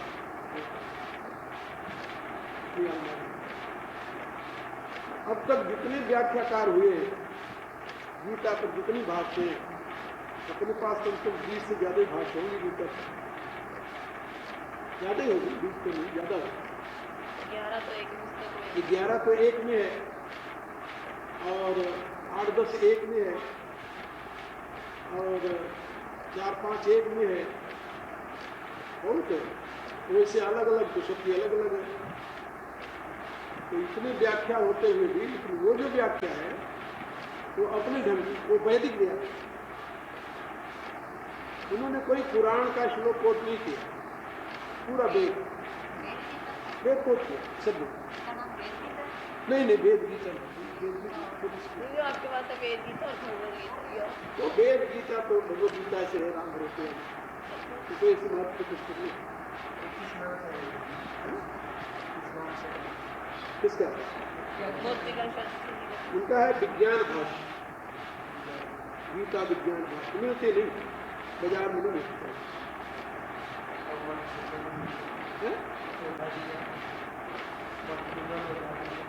उन्हीं का नाम है विज्ञान भाष्य। वो जो उनके शिष्य ने लिखा है वो भी विज्ञान भाष्य है, वो अलग अलग है। विज्ञान भाष्य कर्म योग, विज्ञान भाष्य बुद्धि योग, विज्ञान भाष्य अलग है। तो भारत में आज भी इतने दिमाग जिसे कहते हैं, उसकी कोई कमी नहीं। मोतीलाल शास्त्री जब थे तो उनकी ख्याति जब बढ़ी तो राष्ट्रपति अपने थे राजेंद्र बाबू, तो उन्होंने उनको अपने यहाँ आमंत्रित किया। तो 7 दिन तक उन्होंने राष्ट्रपति भवन में व्याख्यान दिया, 9 दिन, 7 दिन 9 दिन 7 दिन राष्ट्रपति भवन में उन्होंने व्याख्यान दिया राजेंद्र बाबू के समय में।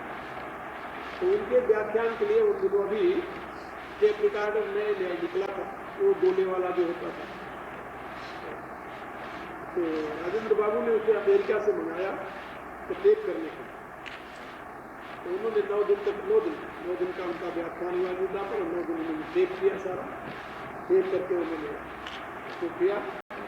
और जब आखिर हुआ तो उनकी विदाई करने लगे, तो उनकी विदाई वो टेप रिकॉर्डर में उनको विदाई निकली।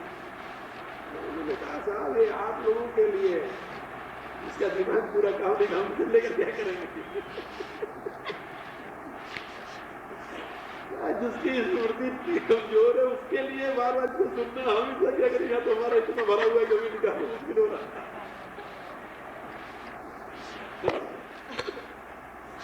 कहता हम क्या करेंगे इसे लेकर? और उस विद्वान ने 52 साल की एज में शरीर छोड़ दिया। 52 साल यानी आदमी, और 52 साल तक उन्होंने जानते कितना लिखा है? 1.25 लाख पेज। उस विद्वान ने 1.25 लाख पेज लिखा, फुल पेज, ये पेज नहीं लिखा, फुल पेज।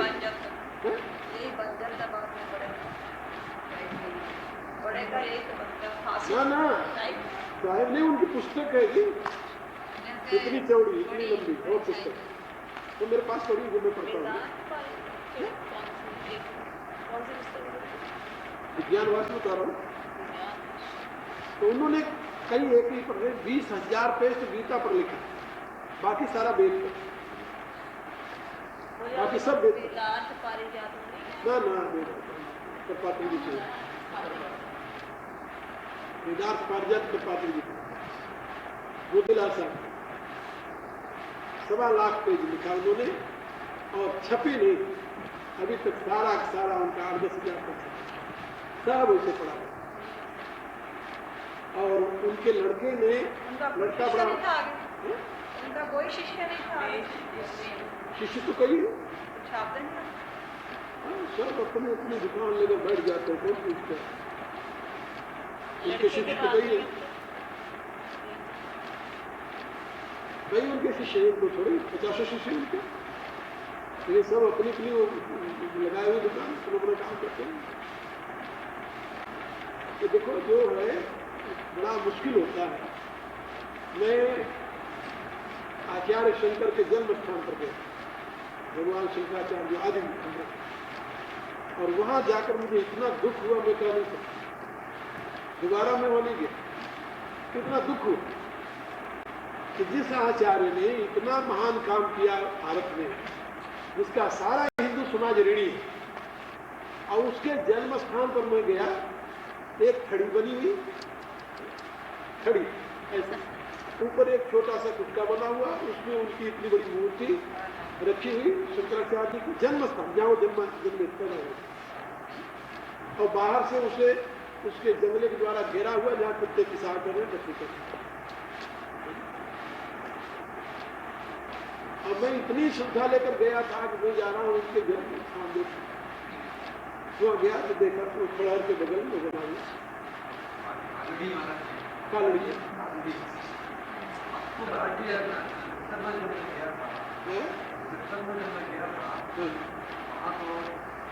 बना दिया कुछ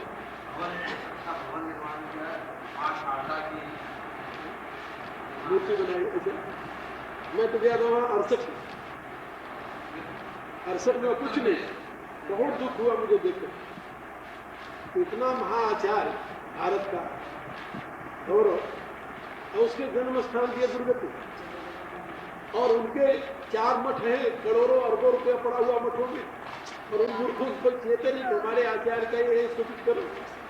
लेकिन अभी सर को लेनी है, जिनमें 40 लाख में वो जगह लेनी है, वहाँ पर वही जगह शंकराचार्य की 40 लाख में उन्होंने खरीद लिया सारा पूरा।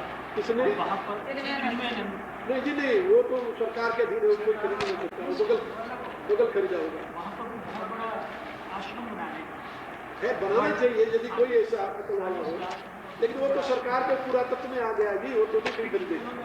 हमें रील दिखाई पुराने भी और सभी अयोध्या में, यहाँ तुलसीदास जी ने रामायण लिखना शुरू किया था, बड़े बड़े मानस भवन बने हुए हैं, लाखों रुपया लगाकर, और जहाँ उन्होंने रामायण लिखना शुरू किया था वहाँ इतने बड़ा चबूतरा था, कच्चा सा तुलसी के पौधा, हम लोग जाते वही सत्संग करते थे। तुलसी का पौधा है ना, उस पर रखा हुआ थोड़ा पर, वो तो बाद में अयोध्या में यहाँ तुलसी भवन बना हुआ है, मानस भवन बना हुआ है, तुलसी मानस भवन बना, उसके बगल में। फिर जब संपूर्णानंद जी चीफ मिनिस्टर बने उत्तर प्रदेश के, तो उन्होंने सबसे पहला एक बहुत काम किया। तो उन्होंने पहले वहाँ मानस भवन बनवाया, वहाँ बनवा